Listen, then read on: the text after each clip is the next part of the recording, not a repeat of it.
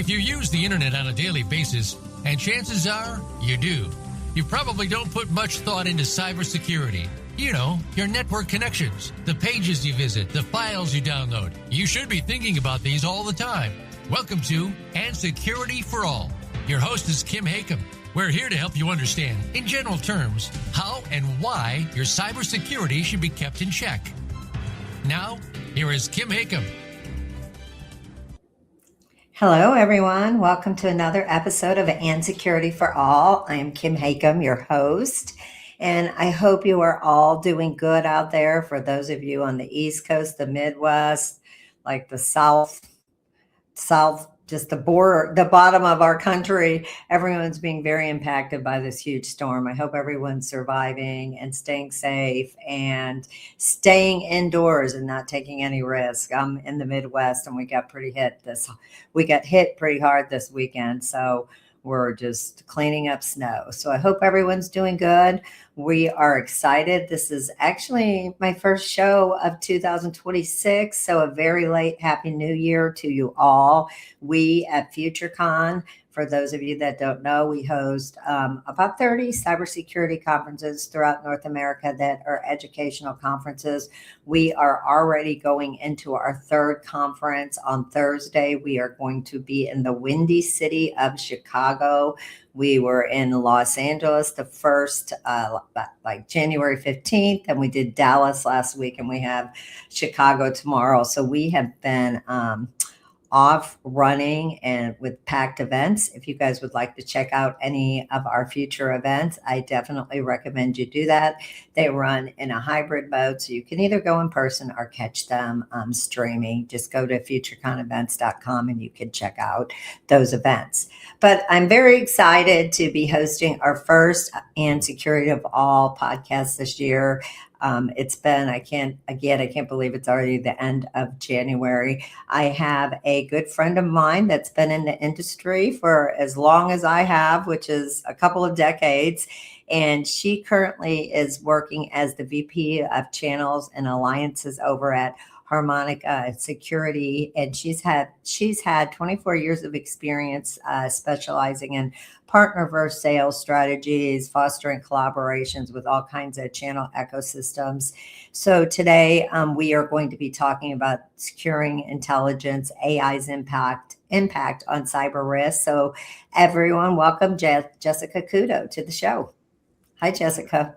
Hi, Kim. Thank you so much, and Happy New Year. Yeah, Happy New Year. It's crazy. I was just looking at the top of my laptop and I'm like, it is already January 27th. That is kind of crazy. So that's crazy. It's gone fast. Month down. I know. It's like time needs to go a little slower, and which kind of works right into what we're going to talk about today. It's just, I feel like we just can't keep up with time lately. And there's a lot going on, especially in our space of this industry. So before we get started, Jessica, why don't you just tell us a little bit about you and how you got in the industry? And Jessica has, for many years, my past company and this company, she has been a definite person in the industry that has been an influencer, who is a great speaker and a great role model for the younger women and anybody getting into the industry. So just let me just turn it over to you and tell us a little bit about yourself and how you got in the industry and where you are now.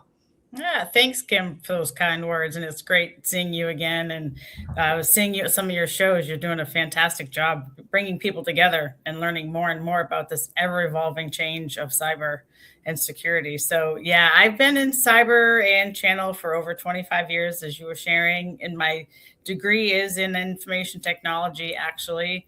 My master's is in information technology management. Always worked with computers.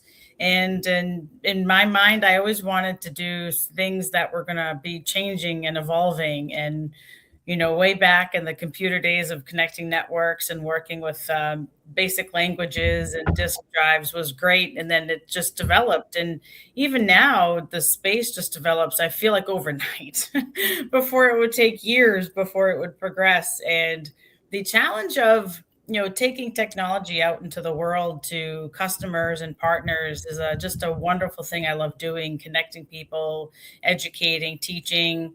I, for quite some time, even taught at Boston University, the night program for adults going back to school. So that was the A++ Microsoft certification class. And I really enjoyed showing people the nuances of computers and connecting and having them talk to each other and watching that light bulb really, go off in their head. And so channel kind of gives us that capability of being informational, educational, evangelizing, talking to people, sharing your knowledge, sharing what's happening out in the world with people, and just having collaboration moments, right? Like in a classroom.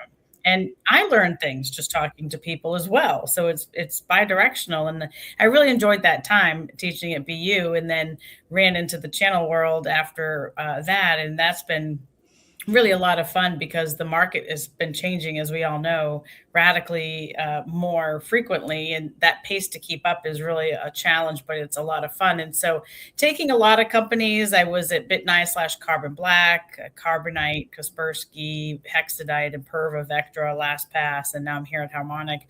And it's really fun going back to the circle of friends we make and stay in touch with, and see where we can help each other grow our businesses and do business development, joint collaboration, joint marketing. So that's always fun to do with them as well. And traveling around the world, my two girls are grown. So now I'm kind of back on my own and enjoying the time out with my friends out in the field and helping them with their customers as well. So it's a great pleasure to be here today. Well, that's amazing. You've had quite the history and, again, such a role model in the industry. But from where you started to where we are now in AI, I mean, it's only been a few years since we even saw the launch of like Chat GPT that we all live. I don't know about you, but I use it multiple times a day, not only for business, but for everything in my life. I feel like, from trying to make, come up with something for dinner or shopping, but mainly for business. But where have you, what is your opinion on how fast it's grown already, and what you think that we've seen in 2025 that's going to change in 2026?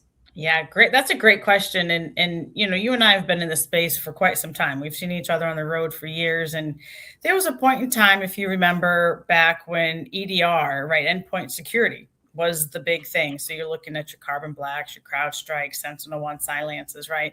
Then we moved into more of an XDR, MDR space. And then we grew into a SIM SOC space. And then we grew into an automation space. And so every so many years, we see a trend, right? There's a trend in the cybersecurity world. What's the newest, greatest thing that's going to help us thwart against these just, it seems like, well-funded, well-organized hackers to make a point or steal data or steal whatever it is they want to do and create these problems. And so it really kind of became, a couple of years ago, we were talking in the industry, like, what's going to be the next thing? What's this next thing that we need to understand, but also leverage and protect ourselves with and from, and follow along those footsteps, like we saw with EDR and XDR and SIM and SOC and workflow and automation. And so we heard, we saw this AI Chat GPT thing kind of come across. And I think in the beginning, a few people thought, okay, it'll come and go like a lot of things do. We'll not worry about it too much. But just in the past year, we're really seeing the pickup of it, as you were sharing, right?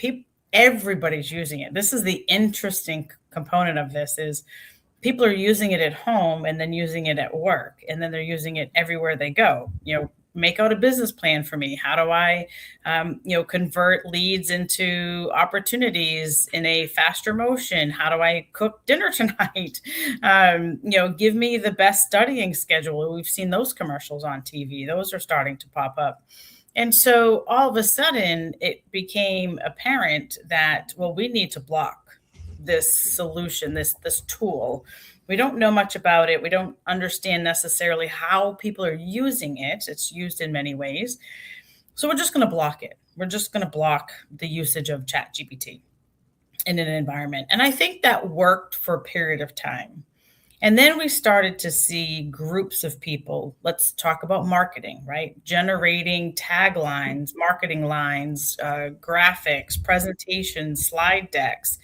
Things are done now in minutes that could usually take days, weeks, potentially months. And you can get that now out of a chat GPT tool. So what was happening was a lot of folks were starting to say, well, I can't use it at work, so I'm going to use it on my phone. Now, when it's on their phone, we don't have a lot of control. We don't have any visibility on their iPad. We don't have any visibility of what information is going out there. And so recently now what we're really starting to see is two things are happening in 2026 that we know are taking place. We're already seeing it this early. One, companies that choose to block the usage of a Gen AI or a chat GPT tool are probably going to be left behind by their competition who are using the tools. They do prove to work faster, smarter, more efficient, in a very truncated short of time, right? So people are leveraging it to help them get things done.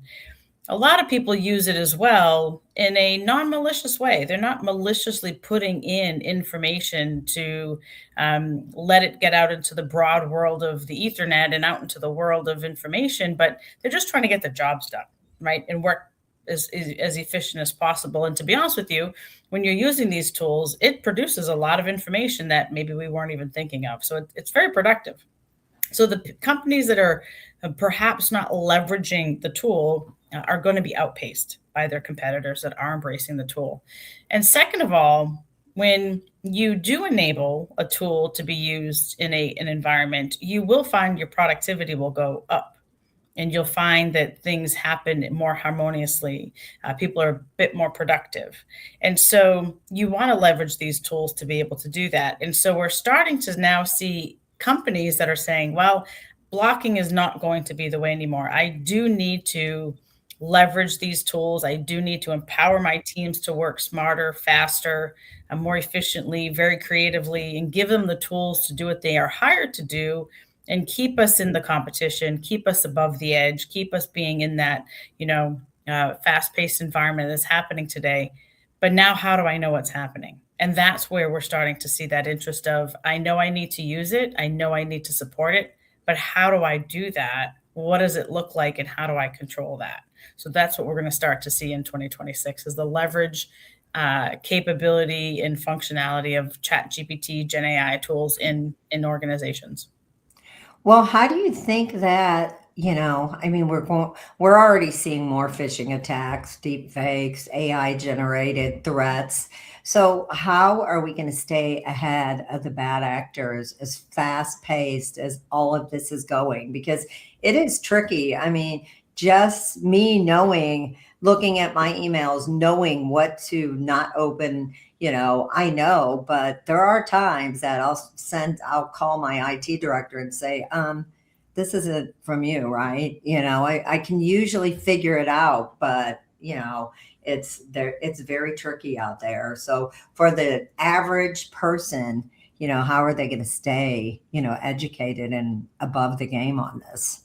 Yeah, that's a really good perspective too, because I think the phishing falls a little bit to the wayside now, right? That's old. We don't Hmm. really need to do that anymore. These deep fakes are very compellingly real looking. It's impressive Hmm. how well you can deep fake a picture with you in a movie star in a bar. I actually had a friend send one to me the other day and he said, "Hey, this is me and this actor in a bar in upstate New York." And if you really looked at the picture close enough, you could tell that the fingers were exceptionally longer than probably possible on a real person. So you kind of said, well, I don't think his fingers could reach that far, right? So you have to really take the time at face value. These deep fakes, these scams feel very real, and the people behind them can be very convincing. And the other one too that's popped up that we've seen a bit is on online dating, right? People are creating pictures of quote themselves and writing information and using the prompts to act like a person. and they're seeking money and other things, and people are kind of falling for it because they're lonely or desperate, or they want to find somebody and they seem all too real, and it's easy to fall for it. And so for a normal average person who may not be used to these things, I'd encourage you to really question yourself, right? If it's too good to be true, it probably is. Take a look at the pictures. Do they blend properly? Is there an extra finger somewhere? Is the fingers longer than normal? Is the lighting off? Does the head look proportionate to the body? There's a lot of little signals you can kind of pick up. My friend of mine showed me a video that we figured out was AI generated of two gentlemen or two police officers going into a person's pool in Florida, and there was a whole bunch of alligators. But if you watch the video close enough, after a few times, the police officer's foot steps in the pool, but doesn't go in the pool. Oh, that's funny. I caught it after the third. I'm like, there's no way they're walking into 10 alligators or some guy's pool. Look at that again. And sure enough, the foot steps on the pool, but doesn't go in the pool. So really, you got to take the time to investigate it, look for it, poke holes in it. Don't believe everything you see. You definitely don't believe everything you hear. And just give it a chance to find some little errors there. And odds are it's probably pretty fake. So I guess I didn't realize that a lot of major corporations, I know like the companies, you're working on their laptop, on their VPN, but maybe they don't allow ChatGPT on it. But now we're seeing so many other tools, like just on Microsoft Outlook, like there's Copilot on there. Yeah. And then you got on LinkedIn, everything can help you make things better. So are those tools, do you think they're unintentionally or intentionally causing more damage than they were before? We know they are, but how does a corporation protect themselves from, individual employees that have these kind of tools on their laptop, or again, back to their phone or whatever device they're using? Yeah. And how do you even know which product they're using, right? Because to your point, there's hundreds and hundreds of solutions like Grammarly. I love Grammarly in my email to help me make sure my words are spelled properly, or am I grammatically punctuating the sentence properly, right? And none of these tools were developed to be malicious. They weren't meant to be a way to capture information and send it out. But interestingly enough, now there are some products in the market that will help you do a couple of things, because you do want to enable these tools to help your staff work smarter, faster, like I said, and produce these really compelling results that come out of these tools. They're pretty impressive. And so there's some tools out there that'll give you a couple of things. One, what is leaving in that chat GPT screen? Is there any in proprietary information? Is there any PII?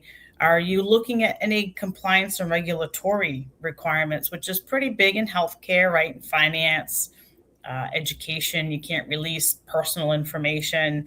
And think about law firms. I mean, they're working on mergers and acquisitions, divorces. They're working on all sorts of things. Private equity has a lot of information out there, and you're not intentionally asking ChatGPT to release a merger and acquisition letter that you're writing, for example, but maybe your young college student intern is writing a whole bunch of briefs, and they put into ChatGPT, write me a letter for this person and this person's divorce, and this is the settlement, and it's multi-million dollars, and there's some personal information in there that might be related to their health and their social security number, and they're not being malicious. They just want to get the letter written as fast as possible. Now, once that is hit enter and it's released through ChatGPT, it is now out in the universe, and anybody can now potentially find that doing their own ChatGPT. If you ChatGPT, what will you find about your own organization? And so what tools are being used to do that? Was it just through, like you said, Copilot? Was it an enterprise version? Is it a free version? Was it a deepfake? Is it going out through Grammarly? Is it going out through Team Meeting? You can find out all this information now. And what's great is there's technologies out there that'll give you that visibility, what is leaving. And I correlate this back to the whole EDR phase of life that we had in cyber years ago. We wanted to lock down the information on the laptop or the end user, right? The end user edge was the perimeter we were trying to protect. And we're back in that space now, but through ChatGPT, Gen AI tools or those solutions. And so now there's solutions to give you that visibility, what tool is being used, what information is being sent out by what user, and then you can actually report on that information and look to see, in a quadrant, who's your worst users, who are your best users, who needs more training, what applications or websites need to be blocked from your environment so that you funnel users through one version of a ChatGPT. Are you leveraging all the licenses you purchased for ChatGPT? If not, who's not using it? Get that deployed out there, and you can continue to funnel that. And then you can create policies that'll help you block proprietary information and any regulatory information already comes canned, and then you can customize. So if you are a law firm or you are going through a merger and acquisition, or you're a PE firm, you can put in profiles that are customized to your environment. So don't mention these words or don't mention these things. And they're small language models. So they're looking as you're typing, it can be blocked and prevented from actually leaving your environment and getting into the world of ChatGPT. So the good news is there's now solutions that can help give you that visibility, help you control what your applications are being used. If you want to ban any websites or URLs or SaaS operations as well, to funnel those and keep them limited. And at the same time, keeping your staff producing and using the tools that are out there today. So thankfully, we have those things available now. Well, I imagine being in like a GRC role or any sort of government's role, it's got to be hard to keep up with the new policies that they probably have to implement to keep up with all the different strategies that are out there. I imagine they probably use ChatGPT to write their new policies, because how could you ever keep up with everything that's evolving daily? I mean, I would just think that's impossible. What are your thoughts on that? Yeah, I couldn't agree more. And you think about it too.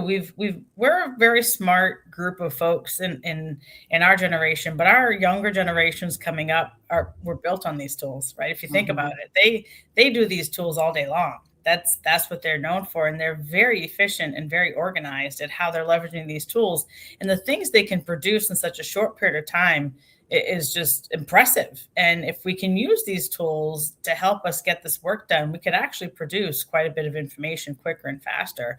And the good thing is to your point, you can use these tools to help with documentation, with information that needs to be shared, training, implementation information, things that we always took hours and days to type out of our own heads into papers and Word documents to be printed and then put into a binder are now just simply referenced to a ChatGPT, put into a cloud SaaS application you can access from anywhere.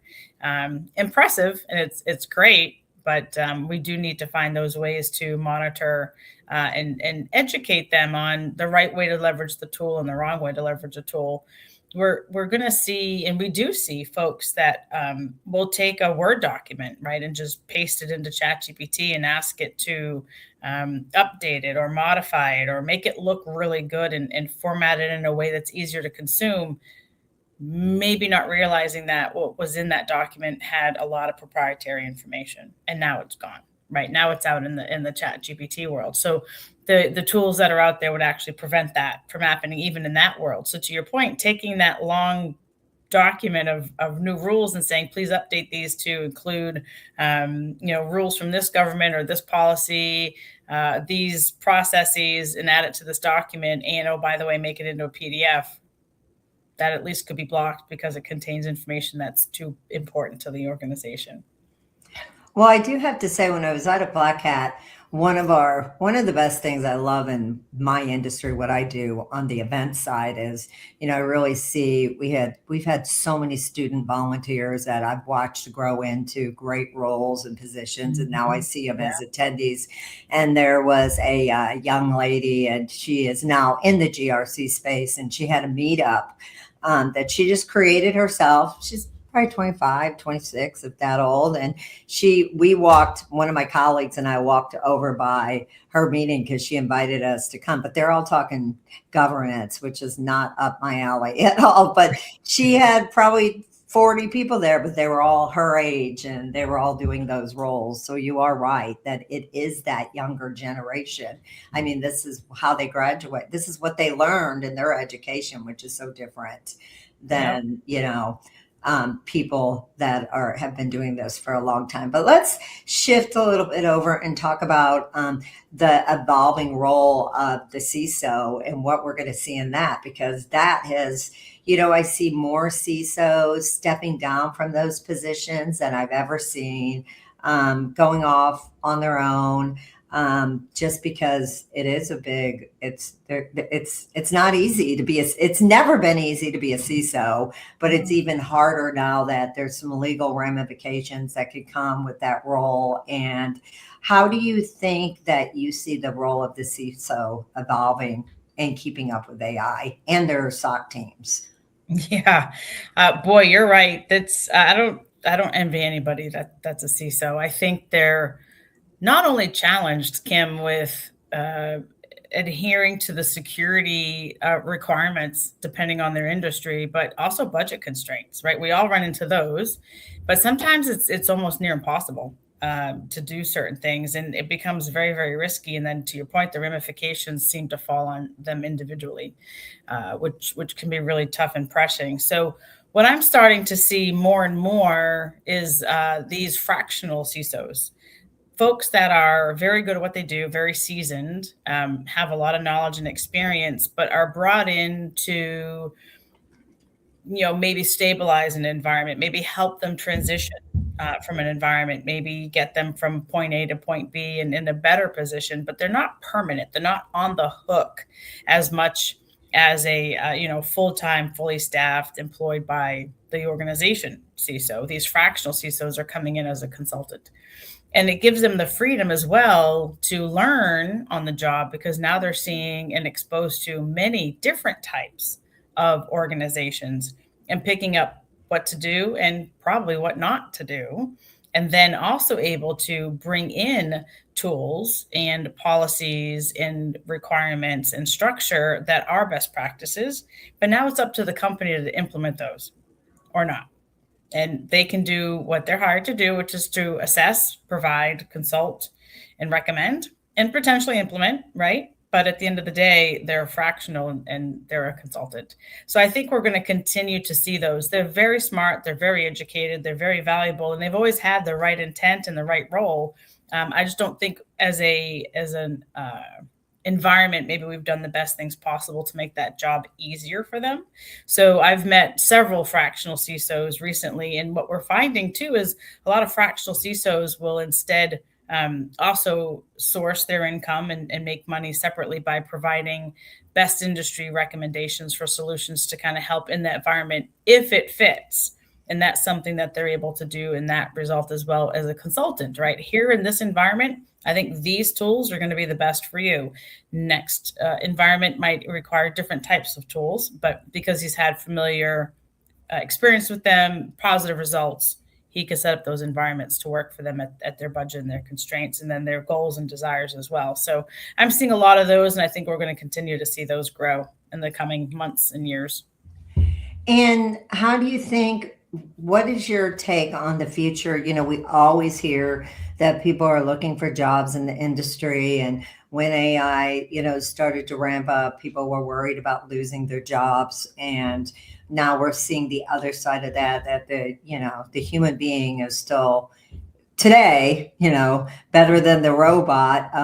Because somebody still has to control, what's going on. But it's still so frustrating to me to hear that so many people have a lack of staff and it's hard to find talent. But then on the other side, I hear people that can't not find a job and it's impossible to break into the industry, but yet we need so much help in the industry. So what do you see the future of how we align those two things as far as just growing this industry, getting the right people and not relying so much on AI? Yeah, I think if we all had that problem solved, we'd be a billionaire and we could retire on Right. a beach somewhere. Everybody says that I asked that question, Right, like, you if we could know? solve that problem, we could probably solve world hunger too and go from there, Yeah. but I do think, when people say that, I can see people tend to fear something that they're not confident in or maybe not have enough knowledge in. And so the first thing I would encourage people to do is to truly learn what AI tools are and what they're doing and how they're used. Because at the end of the day, a lot of the things that are automating our worlds, like I saw a post on LinkedIn today, a CEO has worked and created his own chat GPT solution to act like a BDR. So it's acting as a person to make calls, make book meetings, send emails, reply to emails, things like that.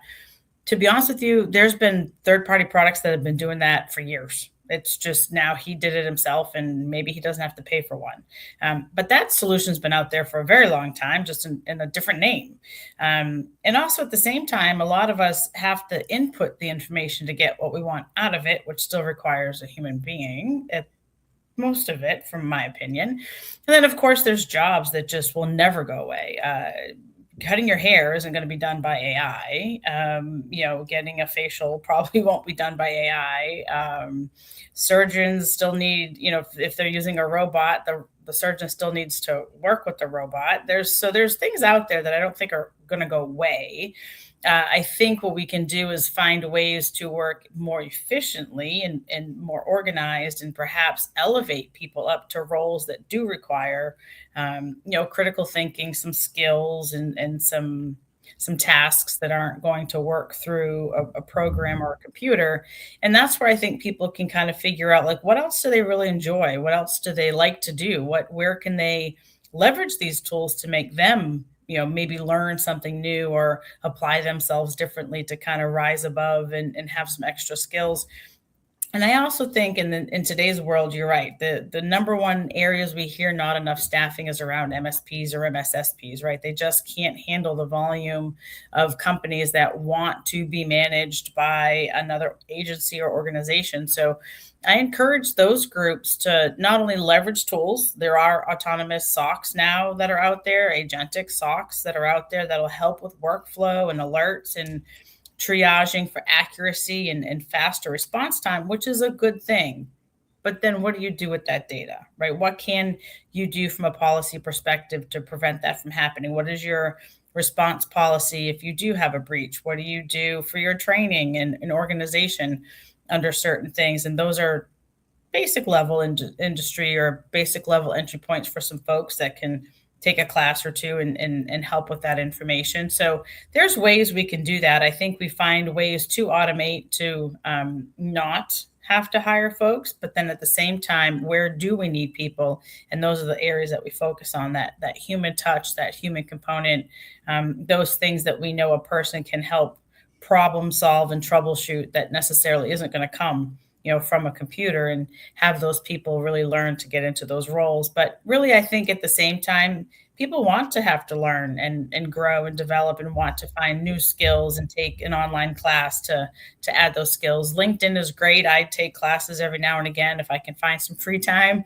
How to be a better manager, how to work with an AI tool, how to talk to C-level executives. I don't know everything. And so where you can sharpen your skills, I encourage you to take online classes and keep applying for those jobs. And how can you rise above the average person and bring some unique skills to those jobs that, that they're looking for. So we can do it. We just need to find the ways to connect the dots, I think, and have people be willing to try and people willing to hire.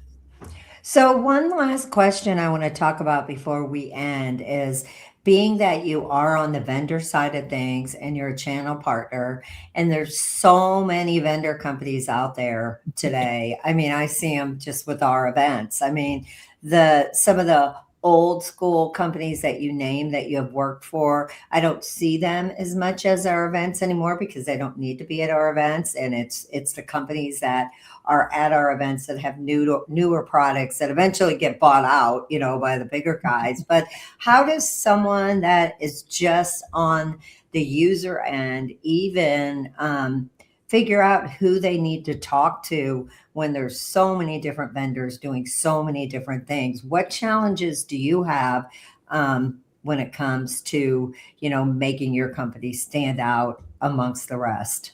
Yeah, you're right, Kim. You hit it right on the money. A lot of things have changed since COVID. A lot of Mhm. companies have been developed and designed to address certain things in the market space. And as you said earlier in our session, there's more ways to be attacked and more attack surfaces and more tools to use kind of against us. And so a lot of companies are getting created and then acquired, to your point. And so, what I'm finding, having run the channel for so long, is two things. One, people are going to buy from a reseller who's going to provide them with a service, which is let us do the research for you, or if you prefer to do the research, we'll organize the conversations, the meetings, potentially the evaluations. If you want to go that far, we'll help negotiate the best deal for you, because those resellers know their environments, right? What products are in there, how they're being used, what they're using, how many people they have, what's the approval process. They know that information. And also today, we find a lot of customers don't want to talk to the vendor because the vendor's only going to talk about themselves, where a reseller is leveraged to help them, right? Teach them what is the best product in the market, why, what do you need to implement and when, how would you prioritize your projects to reduce your attack surface. Those are the values that a partner brings in. And so that's why a lot of companies you'll see that I come and work for lead by channel first, because we know that the end of the day, even though they might be reading our information on the website and downloading white papers and content and watching webinars, at the end of the day, they want to talk to a person who's going to be able to be fair. And preferably giving them the best option for their environment. And so our job, what I like to do is make sure that we're leading with the channel and we're evangelizing, educating, getting the brand out there. There is a solution to help with that problem. Here's what we do. Here's the easy message, the easy button, as we like to say, so that you know enough to arm your customer so that they would want more information, so we can help you through that sales process and that sales cycle, and be easy to work with and also be trustworthy all at the same time. And so those are important. And, at the end of the day, to your point, a lot of your CISOs walk through your shows and there are a lot of vendors there and it's overwhelming. Now take that and go to RSA. Now you've got Yeah. 8,000 booths through the hall even now. And in our CISOs, CIOs, CTOs, CEOs, VPs of security. Now there's even new roles, VPs of AI applications. There's the AI security executive. So there's new roles being created actually for this current world today. And everybody says they do AI security, but where are you doing security? Are you doing AI cloud security? Are you working on end user security? Are you working on email, gateway security?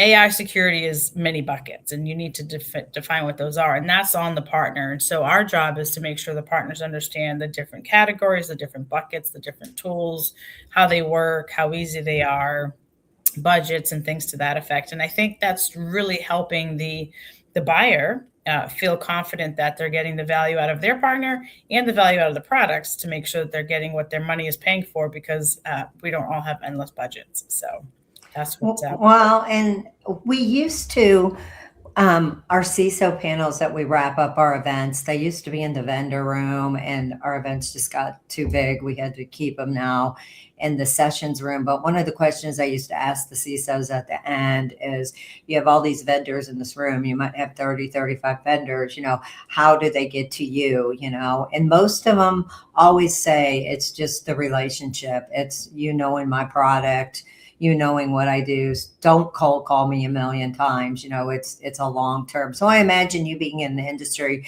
you probably have a lot of relationships from when you go to a new company. You can continue that relationship. But those I just know last week, I think it was, I was sick with the flu and my phone rang at 7 a.m. and we happened to have an event going on. So I thought it was someone calling from the event, and it was someone trying to sell me something at 7 a.m. And I was like, dude, it's 7 a.m. And I hung up on him. And then he called me right back. And I was like, and you see that with these salespeople out there, you cannot be that way or you're never going to get anywhere as a salesperson, True.